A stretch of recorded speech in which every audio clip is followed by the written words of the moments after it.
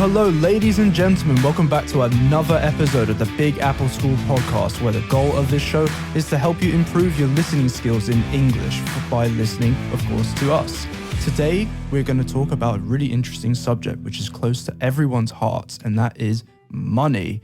My name is Benjamin, and today we have a new participant on our podcast, and that is, Hi. What is your name? My name is Olga. So welcome, Olga. Thank we you. have two other participants who are frequent participators on our podcast, and we have Katya. and Varya. all right, guys. So money. So before we talk about it, why do you think money is like a taboo subject? Why do so many people feel uncomfortable discussing money? Well, some people might see it as a very personal topic. You know, I wouldn't say it's a taboo like everywhere. I think it's just because some people have some sort of like, a mindset. They're like, no, it's impolite to talk about money or something, which is actually a trick, on social media. Whenever bloggers want to have more interaction, with the audience, they use one of the two subjects that always get, some sort of debatable feedback or comments, which is money and sex. Always get a lot of comments. So people just feel uncomfortable. We're sometimes. brought up not talking about money. So we know that we're not supposed to. That, politics, and sex. Yeah, and religion too. Religion, right. Yeah, quite often. So the big four. Yeah. Yeah. Let's say if a teenager came up to you and said, "How much money do you make?" What would you say to that teenager? Well, it depends. Why? Yeah. Why does he want to? Well, I don't know. that? It's happened to me before. Right. In England, I remember someone came up to me and said, "Oh, how much do you make?" Just like a stranger? Yeah. You mean? No. Just like a friend of a friend. And I said, "Oh yeah, I make." I just told him how much I made. I didn't really feel bad about telling him how much I made. Oh, this profession you can make this amount of money, and other professions you can make another amount of money. And would you feel uncomfortable discussing your salary or how much you make with someone? Well, it depends. Actually, I had a conversation with my friend once, and we work in kind of the same field. And when I found out that she actually makes much more money than I was kind of I feel like I'm, worthless or something like that. So, you start comparing yourself, right? Yeah. But then I was all but maybe I can use it as my inspiration, right? So, that's what I actually did. A way to become more ambitious. Right. A wolf of Wall Street. But you just don't want to make another person uncomfortable. If you know that you earn way more money. Yeah. Well, in Western society, of course, we have a more capitalistic society. So But I believe that actually this is so wrong. Well, I know that now in the corporate world, they actually fight for transparency. Because very often it's the case that, for example, some people on the same very position with the same every, set of responsibilities, they make less. Why is that? Right. So, and I know that in some companies, it's actually forbidden to discuss your salary, which kind of, makes you wonder why. yeah, in a contract, it could be illegal. Well, in the United States, it's a known practice to pay men higher than women anyway. And I was just on the internet the other day and I looked up yoga instructor. Not that I want to be one or anything, but it showed that something like 90% of yoga instructors are women and 10% are men. But it showed that 10% made more money than the women. Oh. Mm-hmm. But is that because being a yoga instructor is like a freelance job usually. No, isn't that's it? freelance. That's just Well, not free- That's just would an you not- example. No, Yeah. I'm talking about corporate world, any world. It is a known fact. Statistics show that men are paid higher than But women. it's illegal though to pay someone in the same role different. Well, In America, at least. It all comes down to, this gender stereotypes and everything, which I think calls for a whole episode on this topic, which I hope to discuss one day. But But speaking about, whether you would tell somebody how much you make or not. So I usually give some sort of a, I don't know, like a spectrum. On a good month, I can make that much. On a bad month, that much. So we depend on how many classes we have, so. But my sister, for example, she has a very good position in a good company. She's a banker. So quite a good salary. And she doesn't want people to know. So she usually says, I've signed an NDA, so I'm legally not allowed to NDA, say. Yeah, do you want to describe what an NDA is? Sure. So NDA stands for non-disclosure agreement, which means that you are legally not allowed to say certain things to people outside of your company or even inside your company. Yeah. So some sort of confidential information.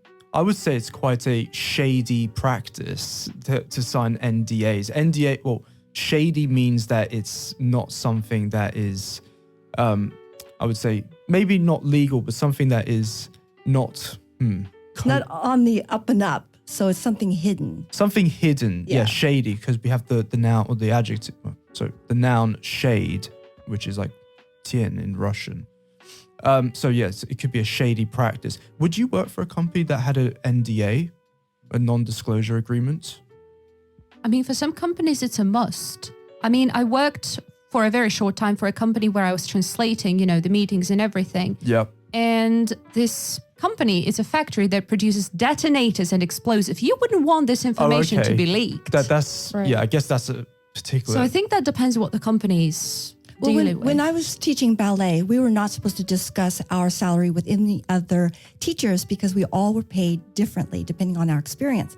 And so there was a guy teacher who actually looked into my paycheck because the paychecks were put into our... And he saw that I was paid more. And so he was very upset. And then he got in trouble. So we weren't supposed to discuss. What did he get in trouble for? For looking at your pay stubs? Yes, for looking at my pay stubs and complaining about it. By the way, pay stubs need to just mention for our audience. In America, you receive pay stubs. I don't think you receive pay stubs in Russia, do you? Do you know what a pay stub is? Well, it's some kind of receipt, right? It's like a receipt. You get your monthly salary and... Used to be the practice. Now, I'm not so sure. Like you can ask for it. Because I filed my taxes in America in 2020 and I had to collect my pay stubs. So I believe they still do it in America, but Russia, it's not a practice. Oh, it depends on what kind of taxes that you apply for or you put in. It was just... you don't need your... Oh, I see. Okay, so we call that like a 1099. Is that what you're talking about? I believe so, yeah. Okay, so that's different. A tax form. I have flashbacks right now. 1099, 1042, W2. Yeah. No, stop. Well, we can talk a lot about taxes a bit later, but let's talk about the basics of money. So in your day-to-day life, what are your regular day-to-day expenses? Food, absolutely. Food? Grocery, It's so expensive nowadays. Yeah. I have a question, very quick question before we move on. Do you guys keep track of your expenses? Right, yeah. Yeah, I like Absolutely. to. Mm-hmm. I like to, yeah. I definitely keep as much more as I like to keep a close eye on my expenses. I really don't like it when I'm when I'm not in a position where I'm financially unstable. I need to have money saved or else I get nervous. Varya, what about you? Oh, yeah, I always know what I've got. Yeah. Fair enough. And how do you monitor your... I have an app. Same here. So I just put everything in an app. I used to have paper, do it in a paper way. That's what I in a do, notebook. yeah, just paper. But God, sometimes I just forget, what I got and everything. But with an app, phone is always in your hand, basically, these days. Let's admit it. So it's very easy, just 5 seconds to open up an app, put everything in. Yeah. You're done. Well, actually, like some bank apps actually do that for you. So I found them not very accurate at times, because let's say if somebody transfers your money and then you immediately kind of transfers it, to somebody else, they count it as income and spending. So you're like, that was none of those things. Well, you can actually edit it. So maybe just give it a try. So I just found it more convenient to use an app. So Olga, tell me, how much you spend on food every week? Do you know? We got into numbers. Yeah. Right. Okay. I don't count it as, every week, but I think it's about 10,000 rubles every month. Yeah, So that's about the same. Yeah. I think most people actually spend And would you say in Novosibirsk, the price of food is quite reasonable? Or would you say it's quite expensive here for Russia? Not for Russia, but, it's quite expensive nowadays, I think. Oh, you're originally from Novosibirsk? Right, from Siberia. Oh, okay, yeah. So Yeah. But what about Yakutsk? Is Oh God. food prices? Oh God. I guess it's quite high there, isn't it? Much higher, much higher. And the thing is that you can't even get most of the things you can get here. So let's talk about a yogurt. So you know that simple yogurt, like a Danone or something. Over here, it's like 50 rubles right now. In Yakutsk, it's 130. So a loaf No of way. bread, like 70, 80. So everything like that. And with milk, you can't get the milk that, you know the milk that lasts like 3-4 days or something because it's so fresh. Over there, it's only like pre-frozen milk or something like Oh, in that. the plastic bags.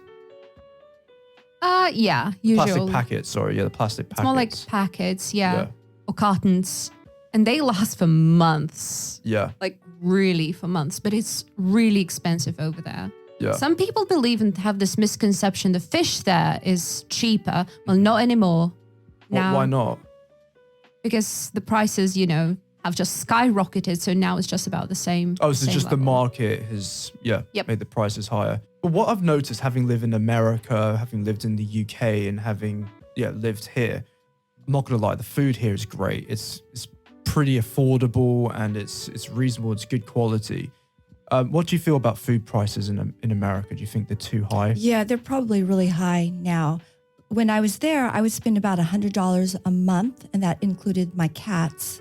No, not $100 a week. And that included- That sounds about Yeah, right. I thought $100 a No, month. no. That's a And of course, I don't know what it would be like here. But I found a way to save money on grocery over there because there are a lot of companies that would deliver you, for example, if you go to a supermarket in the US, everything is just so perfect. You look at fruits, they're all perfectly shaped. But there are companies who try to save, reduce food waste, save these ugly shaped veggies and fruit, and they sell them for a reduced price. So you can get a whole box of fruit and veggies for like $25, saving money. And then there is also a company, there are actually a lot of companies like that nowadays, like in Europe as well, like HelloFresh and something like that. which deliver food directly to your door. They deliver ingredients and recipe cards. So the thing is that they very often have some sort of like discount codes and everything. So when I remember I got a box with ingredients, with the recipe cards and everything. It was 3 meals, each for 2 people. But I actually ate them like 4 times. It was actually like 4 portions for $22. And it involved, included beef, chicken, shrimp, and fish. So $22. That's really good. I wouldn't be actually. able to buy Amazing deal. beef on that money. So Yeah. they have amazing deals very often. So yeah. Well, how much is do you eat a lot of bread in Novosibirsk? How much is a loaf of bread in Novosibirsk? So again, it depends, like Yeah. where you buy, what kind of quality. Let's just say, I don't know, Maria Ra. You go I guess like about 30, 40 rubles. 30, 40 rubles. Yeah. By the way, Maria Ra it's only here in Novosibirsk in Barnaul, I believe. It's not in Right, Moscow. right. But okay, so about 30, 40 rubles for a loaf of bread. In America, I was in Vegas kind of recently, about 2 years ago. Loaf of bread, not amazing bread, is $4. And that's in just a normal supermarket. The thing is that, over there, you either can buy, for like $2, but it's artificial bread, like you Yeah. can leave it, in a really for like months, nothing's going to happen. But the ones that's like real bread, the artisan bread, Yeah, artisan bread, yeah. so it's about like, $4 or $5 in places like Whole Foods and everything. Oh, Whole Foods is probably more than $4 or $5. I wouldn't be surprised if it were $8 for a loaf of bread there. I wouldn't be surprised. London, the good thing about the UK is food is actually reasonably priced. It's not too expensive. Like a loaf of nice bread will cost £1. Like nice bread, artisanal bread. And normal bread will be about 80p or something. Yeah. I love America, but sorry, it's too expensive, the food there. So, are there any expenses that you consider to be useless? Any expenses that you would not? Like in the olden days when we would pay for cable TV, I guess I don't know what you do now. Yeah. There was a time where I was getting Netflix in the States, and I loved that. That was worth it. And then I went through everything, and there was no more to watch, and so that was completely worthless. But I wouldn't pay for cable TV or Netflix or anything like that now. And cable TV, what was it, like $20 a month? I don't know. Usually it would be like you could bulk it with your internet and everything and be a couple $100, a month. Yeah. Every Russian listening to this now is crying. Couple $100, God. Yeah. Well, another expense I'd feel is kind of useless is coffee. I mean, I love coffee. Right. I know you're probably you might get angry at me. Oh, God. But coffee can really add up over the years. It can get expensive. Not even over the years. So the thing is that, so we're a family of 2 people, 2 foodies on top of that. So we love food, we love cooking, we love, going to restaurants and everything. And every month when I see, how much we spend on food, coffee, eating out and everything, I'm like, Jesus, we really need to cut down on all that. Because per month it can be as much as like 7,000 on coffee only, like solely on coffee. 7,000 rubles a month on coffee. My God. Yeah. Don't come after me when I said that, like, please. Yeah. But so are you a coffee drinker? Do you like to go to coffee shops? Not really, I prefer tea. Oh, okay. Very English of you. Yeah, Excellent. But do you buy artisanal tea, special teas, or just normal? No, just black and green. That's it. Oh, that's good. All right. So you're not going to waste too much money on. Yeah, I'm trying to not to waste too much time on food, as you can see, actually. Yeah, fair enough. Because I used to work in a hotel in London, and I used to have to wake up really early in the morning, and luckily the hotel had a great coffee shop which served really high quality coffee with these Italian guys working there, and it was great. did you have to pay for it being a worker? Aww. Yes, we had a discount, but we still had to pay for it. And I would have, I don't know, a couple of cups of coffee every day. So that was about, I don't know, £3-4 a day, maybe £3 a day. So That's reasonable. I mean, £3 a day. Yeah, but what, 3 times 5 is 15. 15 times 4 gives us 60. Math. So that's £60 a month. That's quite a lot of Fair money. enough. It adds up. And then £60 times 10 is 600, times 2 is 120. So that's £720 a year on coffee. Well, okay, let's minus 1 month because you have like a bit of holiday. Okay, so £660 a year on coffee. You can go on a nice holiday for that. On a holiday, Yeah. But yeah, So it's true. coffee adds up. What about utility bills here in Russia? How much do you pay for Wi-Fi every month? Like 1,000, 1,500 maybe. And do you have high-speed Wi-Fi? Very. Good.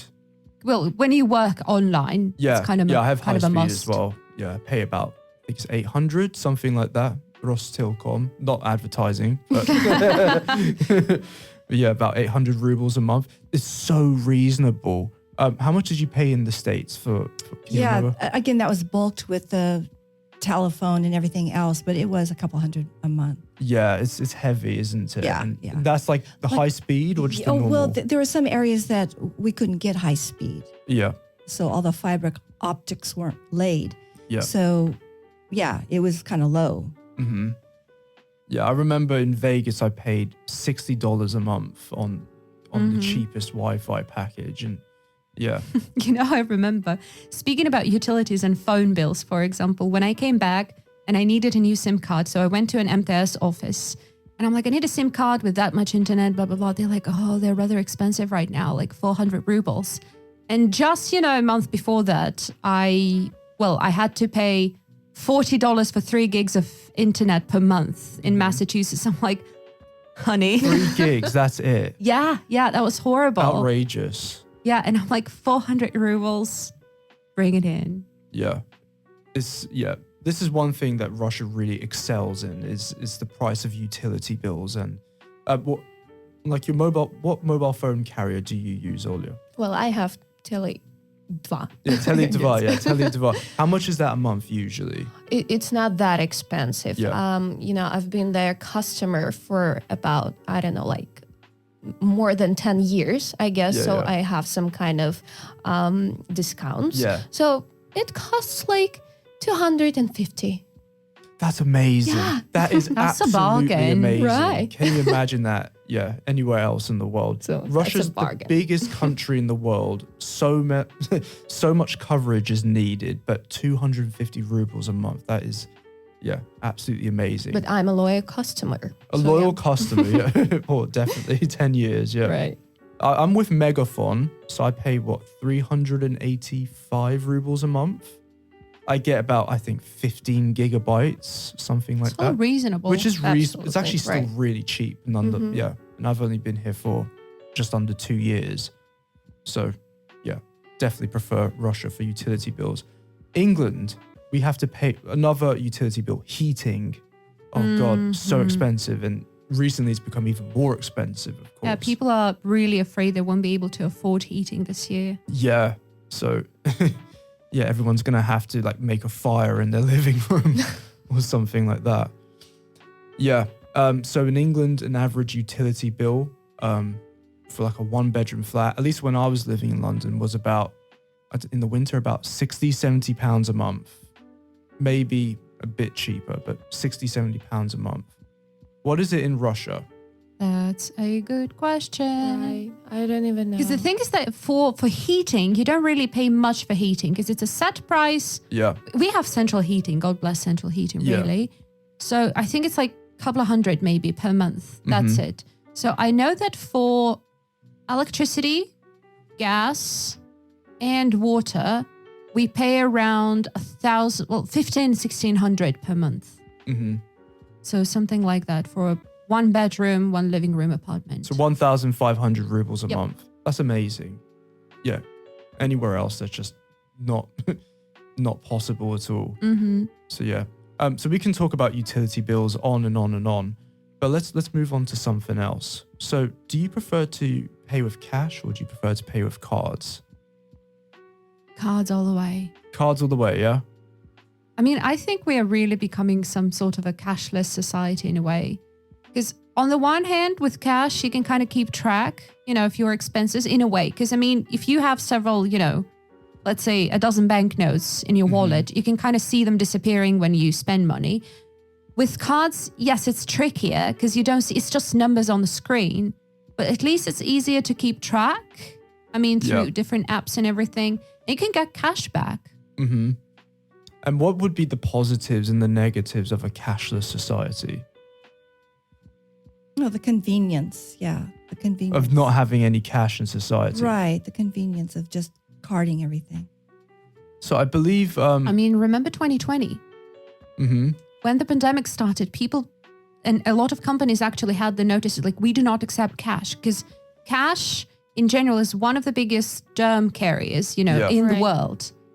So they have more germs than a seat of a toilet, public toilet. And I believe the US dollar, or maybe it's the pound, contains like traces of cocaine as well. So you could... I was telling a student how dirty American money was. I was showing him some American money. Yeah. I said, it really stinks. And then he said, well, what do rubles smell like? It's the same. They do too. All money smells alike. To be honest, I'm not going to lie. I do love the smell of a US dollar. A freshly printed. A freshly printed one. I love the way it looks. And I go, oh my God, there's a $20 bill. And I love $20 bills. Yeah. When they're like crispy. Yeah. To be honest, American money looks like real money. Yeah. It is real money. Yeah, other countries, it just looks like a joke. Like, I'm sorry, Canada, but... Plastic money? Canada uses plastic money, right? I'm not too sure about, maybe it does. Well, the UK started using plastic banknotes. It's a shame. It's horrible. Horrible. It feels so strange. Horrible. And yeah, it doesn't look like real money. It kind of feels like monopoly money. But yeah, so the Canadian banknotes, I love them, but it's not like real money. It's they have hockey players and of course they do, and other fun icons on them. But yeah, American money is real money. Euros, do you think of euros as being real money? Well, it'd be convenient because if you're traveling around Europe, you can use the euro and not have to worry about... It is very convenient, yes. You can use it from Ireland to other EU states, but some EU states do not retain the euro, or do not have the euro. They retain their own currencies, for instance. Poland, yeah. Sweden. Serbia's not EU, actually. Oh, it's not. Yeah, Wait, it's not. Sweden? Sweden has the krona. Oh, the kronas. Yeah, the kronas. I believe Czech Republic or Czechia, whatever you want to No, call they it. they have euros right now. Oh, they do? They just moved? I think so. Okay, well, they had, I believe kunas, I think? Karuna, yeah. So a lot of states retain their currency. Well, I believe Denmark as well. Yeah. But euros can be very useful because you can use them from Ireland to Spain to... But it just doesn't look like real money to me. Which is one more argument actually for having a cashless society. With a card, you can pay anywhere. You don't need to worry about the currency rate, you know, and like where to exchange money. But now on second thought, actually, I know that there are like official exchange rates and there are the illegal exchange rates, which can be a huge difference. For example, now in Argentina, like that's a huge difference between the official one and the non-official one. Okay. Also, so you said Argentina. Do you have experience with people in Argentina? Well, I follow a lot of profiles of people who live in Argentina because I'm thinking about going there myself. Oh, cool. And I know that, for example, if you exchange, well, at the moment, the currency rate, you know, the exchange rate between rubles and peso is officially for each ruble, you can get 1.7 peso. The non-official course is 3-1. Oh, you mean the exchange rate? Yeah, the Yeah. non-official exchange rate. So for 1 ruble, you can get 3 pesos, which is almost twice as much compared to the official course, the rate. Yeah. So, yeah. Cool. Yeah. Well, what is your favorite currency in the world? That's a weird question. I don't have much experience with currencies. Same. Oh, I collected coins from my travels, and I made a beautiful bracelet. I took it into a jeweler, and so I have had it somewhere, a beautiful coin bracelet, different currencies. Aww. It was really pretty. Nice. I'm pretty sure you have a favorite currency. I'm gonna have to say the ruble. The ruble looks so cool. Should have seen that coming. Yeah, come on. Like I love Russia. Right. It's colorful. Like, look, this a yellow one. Look at this. You don't have that plastic stuff. But one thing I'm really sad about is the disappearance of the 10 ruble banknote. And you know, the city of Krasnoyarsk, they have a statue dedicated to the disappearance of the 10 ruble banknote. Seriously? Because on the 10 ruble banknote was a picture of a landmark in Krasnoyarsk. Several actually of them. The bridge and a little chapel. Exactly. And then sadly they had to get rid of it. Yeah, it's all about history. That's why American money is so beautiful. It really is, yeah. And what I love about American money too is the coins and how the quarters, the 25 cents coins, you can collect them and they have... Oh, I actually do. Yeah? I have, you know those like... folders or something, the book where you can put those state quarters. I'm only missing 3 and none of them are states actually. It's Samoa and some two more American territories, but I've collected them all. Yeah, no, I did that as well. I didn't have the book, but I loved collecting them as well. And because I used to work in a hotel in Vegas and obviously we had access to coins. So I used to trade the special coins for like the boring coins. But they're so confusing. The coins in the US. Why is it that the quarter is one of the biggest one? Okay, reasonable. But then a dime, 10-cent coin is smaller than a 5-cent coin. Yeah. And you're like, wait a second. So at the beginning, I was like, wait a second, which one is that? It is strange that. Yeah, it is strange. Yeah. But the ruble, I believe the 10 ruble coin has can have limited editions, yeah? Yeah.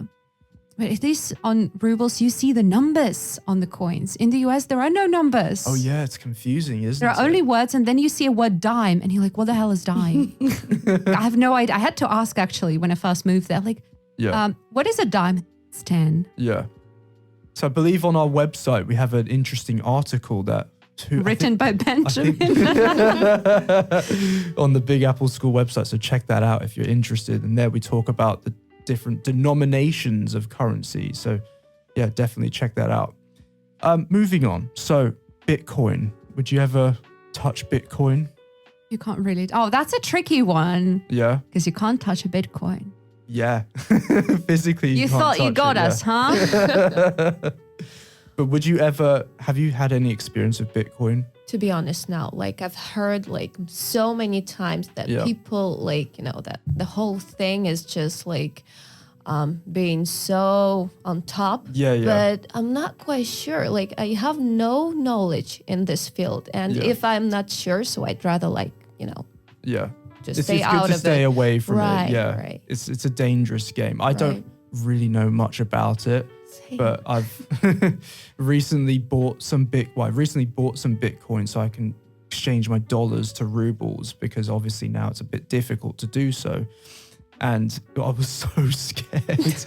I was so scared doing this transaction because I had to buy Bitcoin and then so what did I do? I bought Bitcoin on an app on my phone. Then I had to move the Bitcoin to a wallet on a website. And then on the website, I had to buy rubles via a Russian Bitcoin trader. And I was so scared doing this because I just didn't know if I could trust this website. Well, that since we live in the time of scams and frauds, like all of the big transactions are always scary. Yeah, exactly. So I don't know. It was like $200. It wasn't the biggest amount of money, but it's enough to worry about. And I was so scared. I was waiting for 30 minutes. I held my breath, thinking, oh God, have I just been scammed? I feel like such an idiot. And then I received a text message on my phone saying, bing, bing, bank account. Here's the dengi. Here's the money. So yeah, Bitcoin's a scary thing to get involved with. But yeah, I don't really know much about it. I don't know much about the technology of it. But it's now the national currency of El Salvador, I believe.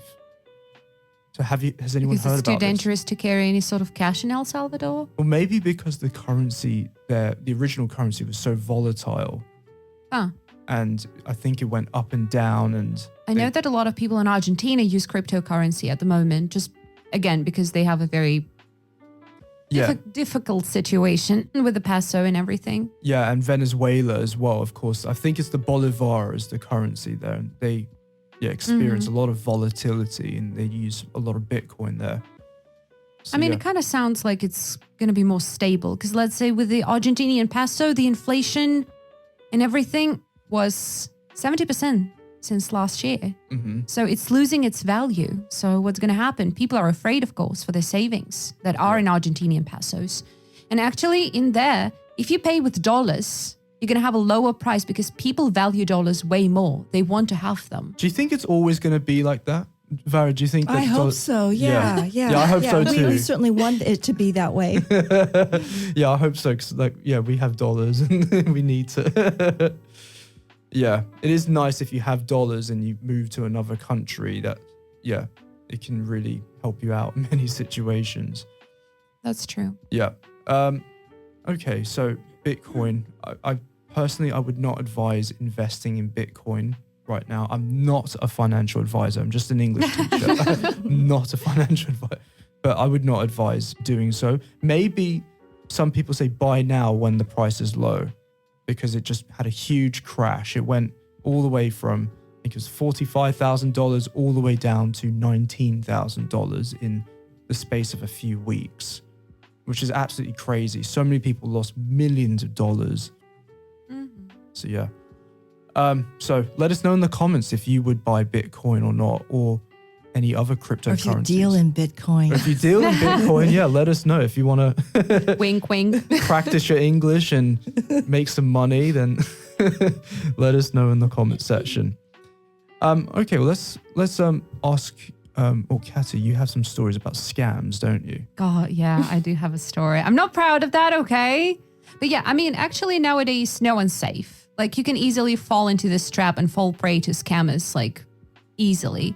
So because they use the phishing websites that look just like real websites, or when you have too much hope about something like I did, and you become, kind of stupid and blinded by this hope. So the story goes, that for the last 2.5 years, I've been desperately trying to get my appointment at the American Embassy in Kazakhstan. Yeah. Mm-hmm. The thing is that they have a very limited amount of, appointments, slots, slots, the time slots. So well, not a lot of people, but some companies offer this service of bots. So technically it's a program that kind of, tracks the slots and then gets one if there is one. So for you. So, and there is this huge chat devoted to American visas and everything with like 20,000 people in there where you can ask for advice, like exchange your experience and everything. And over there, I asked like, hey guys, does anyone know anything about bots? How much is it right now? So, and about an hour later, I got a message in my, like in a Telegram chat saying, hey, I saw your message in my chat and I checked the info of this person and it had the phone number and, the name, which is, the name of the founder of this chat. And I'm like, okay. He's like, what do you want to know? I'm like, well, how much is it now? And how does that work? He's like, well, it's $400. And now we have slots, for like November. Of course, there's no guarantee that you're going to get a slot in November. It might be December, January. I'm like, whatever, like it works. But $400, that's a lot of money. Yeah, that's a lot. Yeah. And I said, look, give me some time to think. He's like, yeah, but I cannot guarantee that these spots will be available, after you've done your thinking. I'm like, okay. I took a week to think, consulted with my mom and my sister, and they said, come on, go for it. Like, what if you can get, a chance to get your appointment and actually go to the US back? So, back to your workplace and everything. So I said, to hell with that. The trick is that I did not have that $400. So I had to borrow money from my sister, like $200. I had $200 on my own. I had to borrow $200. Yeah. So we discussed with this guy, like the way it works and everything. So I transferred the money and he said, well, you're going to get a confirmation in an email. I'm like, okay, cool. 1 week later, I realized that I have not got any sort of a confirmation. So I go to this Telegram chat and see that it's been deleted. Oh. I'm like, oh, that was the moment I understood that I kind of screwed up. Yeah. And I'm like, damn. I contacted the bank. I'm like, hey, so is there any chance? They're like, you did transfer money, on your own. I'm like, yeah, I'm a fool. Yeah, I know. They're like, we can't do anything. So sorry. I'm like, yeah, I understand. Like, do you want give us? me money. Like, do you want us to like block your card and issue you a new one? I'm like, no, I'm good. I don't think that makes you a fool though, because there are some. But I mean, I don't think it makes you a fool. When you read so much about scams and frauds, you kind of think like, oh, come on, I wouldn't fall prey into that. And then you do exactly that. And I'm like, yeah, but in that particular situation, it's a very, well, you really wanted that visa. Yeah. And there's a lot of people who use this pose as desperation. Yeah. The same thing when people want to get some sort of like, treatment for a disease or something, and they fall prey into that too because they're blinded by this hope. So yeah, don't be like me. Always check who you're sending money to and actually like ask for anything to be documented. Yeah, receipts. Yeah. So. Well, I don't know. Receipts could be faked as well. Well, that's true. Everything can be, yeah. I think you should just stay off the internet altogether. Yeah. Stay safe. Yeah. Stay cautious. So have you ever been scammed before? Well, I have never, but my friend was. Oh, what happened? Yeah. So the same like phishing site. Yeah. So he just wanted to buy something and he had to go to the site and it looked exactly like the one he actually like wanted to visit. And he bought something and eventually then found out that, money just, were thrown down the drain. Right down the drain. Yeah. Right. Yeah.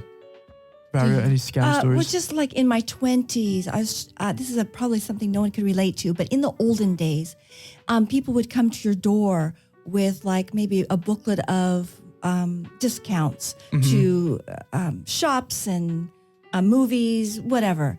And they'd say, oh, it's only $20 and it's worth $500. And so I got my $20 bill that I love so much and I bought it. And then I looked in and I go, I don't want any of these things. I don't know. And so, it never happened again. People came to my door and I'd say no, or I would hide and not answer the door. Yeah. Right. But still it's experience, right? You get wiser. So yeah, you need to get scammed once maybe. That's what I tell to myself. Right. It's experience. Right. $410 experience, but experience nonetheless. Benjamin, wait, what about you? Have you ever been scammed? I've luckily, touch wood, going to spit over my shoulder 3 times like a real Russian. Don't worry, I'm not you got actually Russianized. But my grandmother almost got scammed. So I have a grandmother in America, and I do not have an American accent, but someone called her up in an American accent saying, "Hey, it's Ben, your grandson. Can I have $900, please? I'm broken down in Ohio, and I need the money to travel back home to England." Oh, so people did their homework, actually. Yeah, they do their homework. Yeah, it's quite scary. But they didn't get the accent right. but yeah. So my grandma called my mum, said, "Oh, where's Ben? Where's Ben?" She said, "I don't know. Let me call Ben." And my mum called me and said, "Ben, are you in Ohio?" She's like, "What are you doing in Ohio?" Speaking with an American accent. Yeah. And yeah, like, what happened to your voice? I don't think she said that. No, but. Did you get a concussion? Yeah. No, because my mum remembered that the person did not have a British accent, something like that. But yeah, luckily my grandma did not hand over the money, and yeah. And she receives quite a few calls from people pretending to be me. So which means that there must have been some sort of a leak somewhere. Yeah, and that's the problem with having data everywhere on the internet. Well, no, you can Google someone's name and get their family's names and Well, places actually, we where- have Facebook. I mean, and back in the day, I think you had Facebook too. A long time ago, yeah. I stopped using it many years ago, but... So there But you no, on the internet, you can actually get addresses and your family true. members, Mhm. dates, times, years that you've lived in different addresses, at different addresses. Yeah. That's scary. Yeah, I remember I was looking on Instagram when I first came to Russia. I don't use Instagram anymore, but yeah, when I first came, I saw these really dark adverts for people who stole credit cards and said, buy credit card numbers for like 1,000 rubles or something like that. And there was this voice that was really, really deep. And it, and it's maybe it was like a electronic voice, which hid the person's real voice. And yeah, it said, yeah, buy some credit cards. Ugh, Yeah. that's all I have to say. Yeah. I also met someone here in Russia who was scammed with a credit card.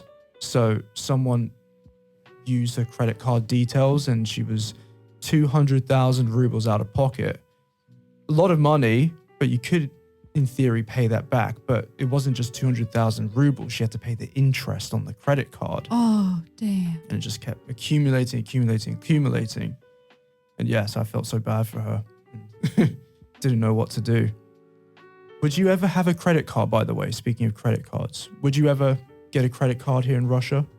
Here in Russia, no. But we all know that in the US, you can't but have one. Because if you don't have a credit card, you don't have a credit score, Yep. which infuriates me. And I tried to talk to a manager in a bank, and she's like, would you like to have a credit card? I'm like, no, thank you. I'm handling my own money quite well. She's like, what about a credit score? I'm like, what about it? She's like, you can't have a credit score if you don't have a credit card. Like, but what if I'm so good at, saving money and keeping track of my money and everything? She's like, it doesn't matter. You don't have a credit score. No one's going to rent an apartment to you. Why? It is insane how if you want to rent an apartment, you need to have a good credit score. And that's ridiculous. So basically, as far as I understand, in the US, you have no other option but to get a credit Well, it card. used to not be like that at all. This is just a new thing. Yeah. Yeah. The last. So before you could just rent an Oh, apartment. yes. As and- you would have to show that you had a job and they would call your boss yeah. and that would be enough. So basically just some proof of employment or just proof of money maybe. Yeah. Like, okay, so yeah, why not? Why is it not like that right now? Yeah. Well, and if you didn't have a job, you just... Well, probably because the credit cards companies make so much money make off of so interest. much. That's why it's always at the bottom. But I always told my daughter, don't get into debt, don't use credit cards. And I would never get a credit card here or anywhere It all else. comes down to capitalism. But credit cards is it's a slippery slope. I have a friend who got a credit card because she wanted to have, credit score. And then she bought a bag or something and she's like, oh, it's nothing. I'm going to pay it back, in no time. And then she wanted to go on holiday and then there was a medical emergency. So in one moment, she's like, you're going to do that. They know, the credit card companies know you're going to do that. Exactly. And then the next thing she knows, she's $10,000 in debt. Yeah, it's pretty scary. Yeah, in America, people do get into debt quite often, and it's a normal practice. I think it's becoming the new norm here in Russia, though. I think credit cards are becoming more popular here. Would you say so? So I've heard that credit score is becoming more and more important. Well, I personally haven't heard of that one, but I think that, due to the low income of so many families, they have to do that. So for example, like if you have a child and your child goes to school, you have to buy so many stuff, like it costs fortune. Like I recently read how many money they spend of it. It's like, it's unbelievable. So in some families with lots of children, they actually have to do this. They have no choice. Yeah, they have to get a loan just to buy books and pencils and stuff like that. Yeah. I have a credit card only because I lived in America for a bit, and of course I needed to build up my credit score. I try to use it occasionally just to keep my credit score up, but I avoid it. I really don't like having it. I know that some people do it this way. Like whatever they have, their weekly budget, they use it on their credit card. And then at the beginning of next week, they just pay off.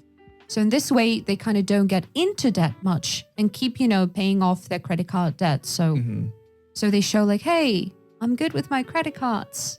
Yeah. So yeah, the bank is like a parent and you're like the little kid and yeah.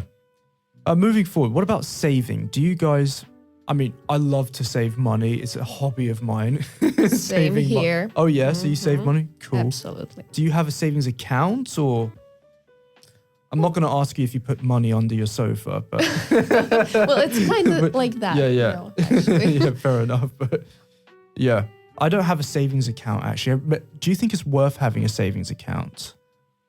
So the percentages are so low. But it depends on how much money you have and whether you want to have your income short term or long term. Like with investments, some people want fast money, they want to have income right here, right now and everything.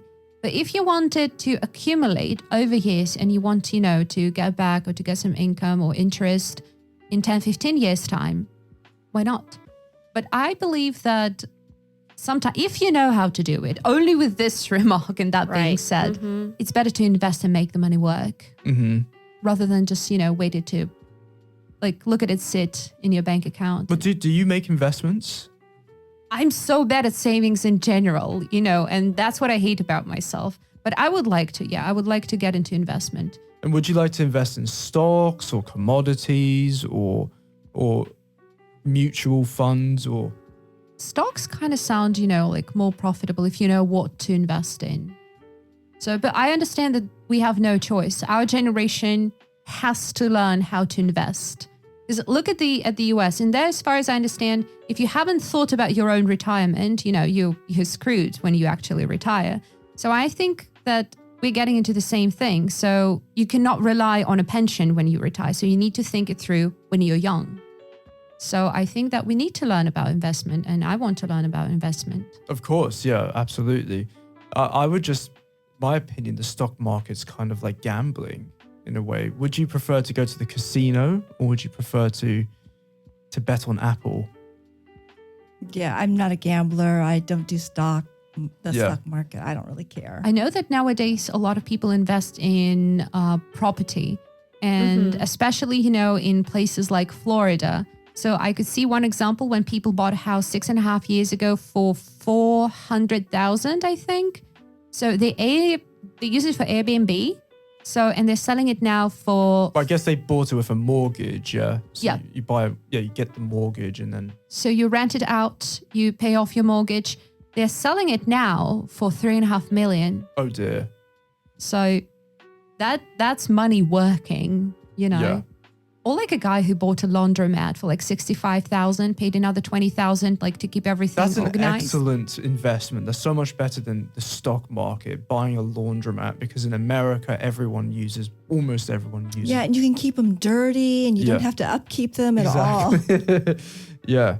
Yeah, no, I've had some dirty laundromat experiences myself, and the dryers completely destroyed my clothes sometimes. That happens. But Yeah. he posted that, so he initially spent around $85,000 on that laundromat, updating stuff, everything. Now he makes between $5,500 and $7,000 monthly. So enough to keep everything, to maintain You everything. don't need a job. Well, $5,000 a month, that's really good.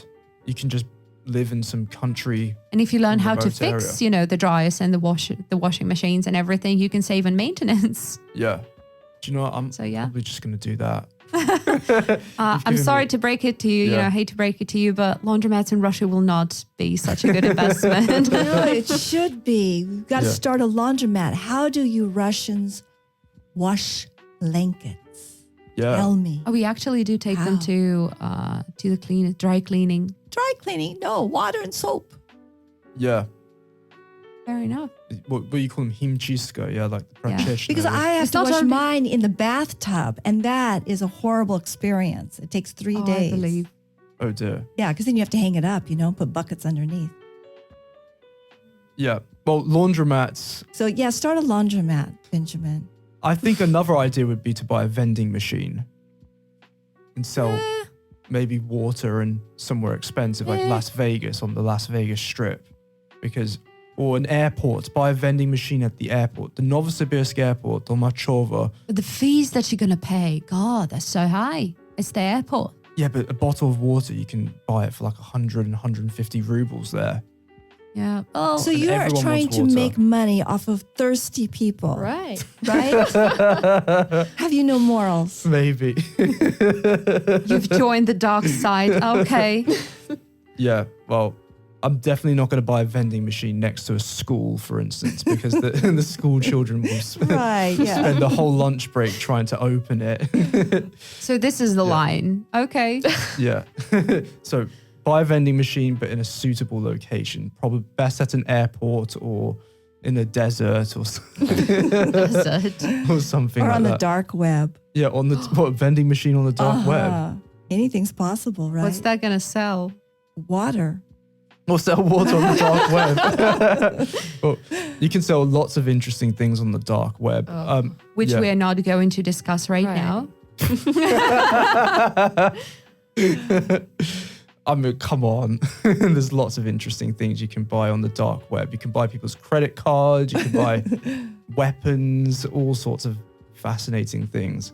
All right, I'll leave that to the audience to figure out for themselves. Okay, so do you think schools should teach people how to invest? And how can they teach people how to invest? Yes, please. We are absolutely financially illiterate. So basically, we grow up, we graduate from university, having absolutely zero knowledge on what kind of taxes we pay, how to file taxes, how to get a tax refund. And I'm telling to you that a lot of people do not even know they can get a tax refund here in Russia. So we do not know any of that stuff. Why? Why not teach that at school? Like, it should be a must. We should be, financially literate. I'm not even talking about investment, but just, the taxes, how money works, how to save that. What are savings accounts? What would you call the subject? Financial literacy? Oi. That sounds great. Yeah. We should have it. Yeah. Financial literacy. I was just going to say money. This morning I have a history lesson and money lesson. Financial literacy. That's a good lesson. Yeah. So do you ever watch people on YouTube who provide financial advice? Would you ever use them as a source for learning? I follow some investors on Instagram and they have some courses, of course, not free, but they show with their own example how they invest and what they get from that. And I look at them like, okay, that sounds reasonable. And they often say like, hey, I'm not telling you what to do. I'm telling you how you can possibly do it. Oh, that sounds so soothing. Like you're going to really trust that person. I wouldn't trust that person at all. Why are they on YouTube making money and taking advantage of you? No way. Well, in Instagram, for example, in this case, let Instagrammer, that blogger, gives a very limited amount of information for free. But I have a student who took a course, 2 different types, like stage 1, stage 2. Was that expensive? Yes. So that's how they make a lot of money too. But my student is an investor with, apparently you can get some sort of certificate once you reach a certain level of investments in Russia. So yeah, and she's now living off interest on investment. She quit her job. When you say a certificate, is it like a financial advisor certificate? No. When you, as far as I know, when you become an investor in Russia, once you reach a certain point of how much money you have invested, you get like an official thing that you are now an investor. Like not like an amateur or something, but you actually leave off it. Oh, it's just like a status. Yeah, and you have, well, in this case, your tax situation kind of changes. So you have to file taxes differently. You have a different amount of taxes that you pay. So it's all a little bit different for those who are actually investors. Mm-hmm. So yeah, that's the thing. Yeah. Well, I believe you can get a special visa to Russia. I need to double check it, but you get a special investor visa if you invest over $100,000 in Russia. And usually people want to get out of Russia, not into Russia, but okay. I want to get into Russia. Of course you did. If anyone can donate 100,000 rubles, dollars. You're already here, Benjamin. Yeah, dollars. Greedy. Yeah. Well, let's move back on to taxes, actually. So do you think Russia has a good tax arrangement? I think the taxes here are not too high. They're pretty reasonable, aren't they? Right. They are reasonable, yeah. Yeah. So what about your experience in the States dealing with taxes? Oh, yeah. I was freelance. And so, of course, some taxes, in some jobs, they would take money out for Social Security. And when I was a freelancer, I had to pay money into my Social Security and pay certain things.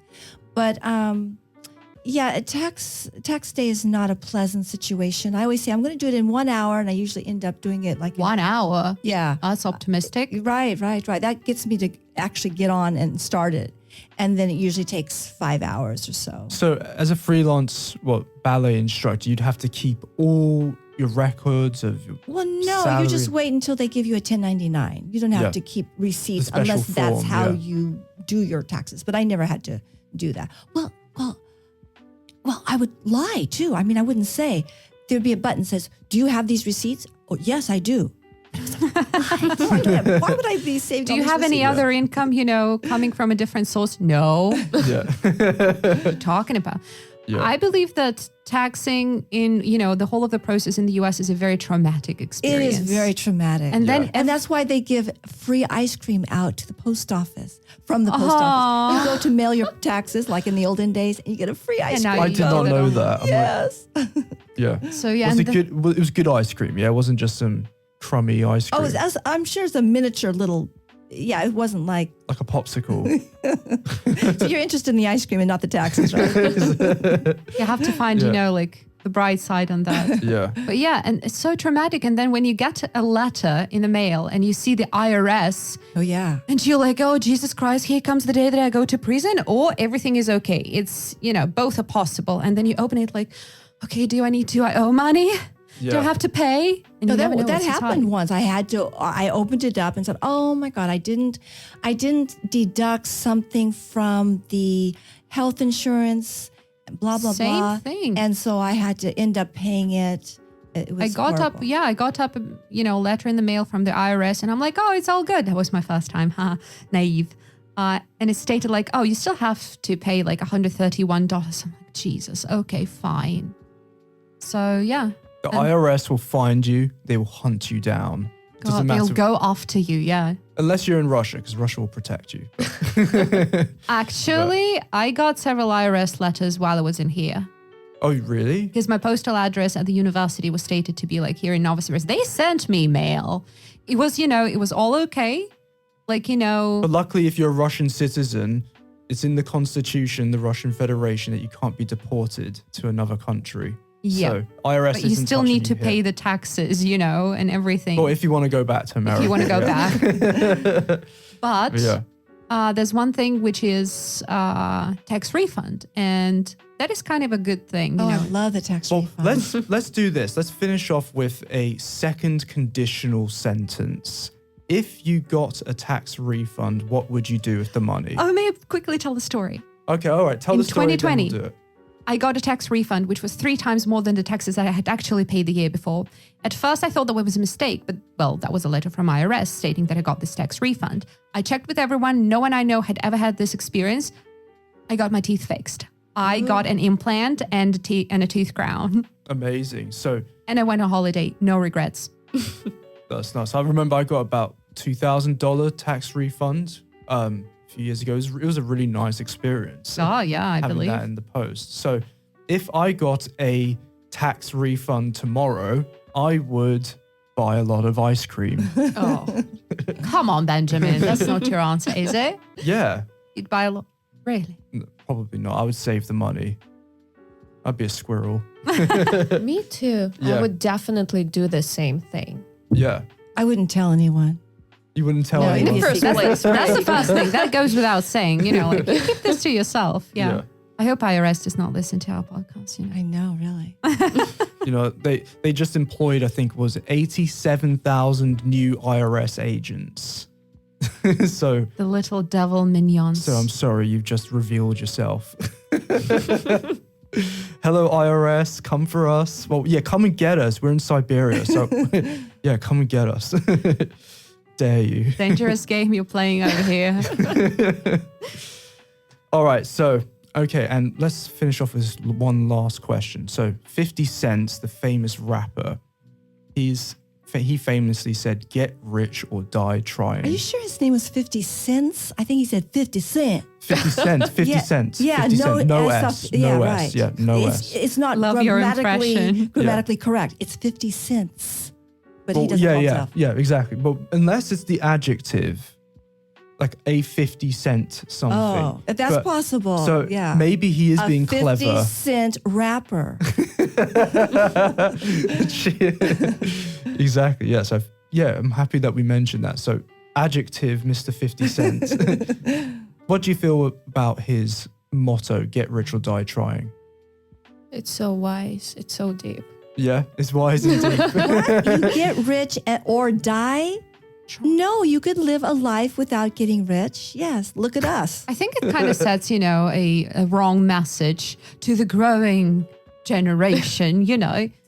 I mean, it doesn't always come down to solely money and everything. But I think the song's, well, not the song, but the whole motto is about sell as much crack as possible. And Sure, that changes everything. so, yeah. Well, I thought it's something like doing as much as you can, right? But it's Yeah. actually about doing illegal things as well, right? Mostly, yeah, like mostly, Jay-Z and... But all- if people who I adhere to the They would- law are yeah. listening to his music, they wouldn't be doing anything illegally. They would take his motto and apply it to themselves. But I think it's a horrible model. Yeah. Interesting person. Jay-Z, interesting person, but ultimately they used to be drug dealers, and I believe 50 Cent, he got shot 9 times. Yeah, please don't try to make money doing that. So yeah, maybe not the best role model, but Yeah. to be honest, they do have a pretty good life right now. So I believe Jay-Z, I need to double check this. He was almost a billionaire, wasn't he? He was so wealthy from all the Well, good for sales him. of his songs. So, all right, guys, let's leave it there. So thank you so much for listening. Be sure to check out our website, www.bigappleschool.com, where you can find other podcasts, videos, articles, and you can find out more about the courses we offer here at the school. Also, check out our social media platforms and like us and share your thoughts. If you have any future suggestions for podcasts, do let us know. So that's it. Thank you so much, and bye for now.